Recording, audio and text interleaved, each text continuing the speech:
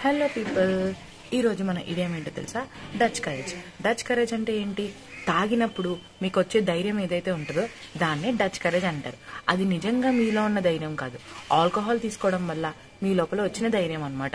దాన్నే Dutch courage అంటారు. దీన్ని ఎలా డిఫైన్ చేయొచ్చు అంటే, falls sense of bravery brought about by drinking alcohol.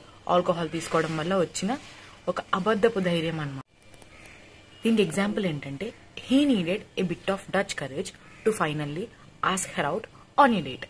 అతనికి లాస్ట్ కి కొంచెం డచ్ కరేజ్ అవసరమైందనమాట, ఆమెను డేట్ కి రమ్మని పిలవడానికి అని. అంటే తాగి కొంచెం ధైర్యం తెచ్చుకుని వెళ్ళి తనని అడిగాడు అని.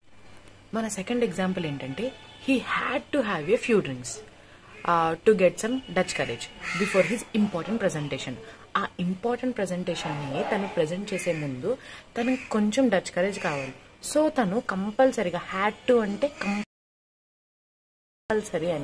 కంపల్సరీగా కొన్ని డ్రింక్స్ తాగాల్సి వచ్చింది అని దీని మీనింగ్. ఇలా రోజు ఒక కొత్త ఇడియం నేర్చుకోవడానికి సబ్స్క్రైబ్ చేసుకోండి, లైక్ చేసి కమెంట్ చేసి షేర్ చేయడం మర్చిపోకండి. బాయ్.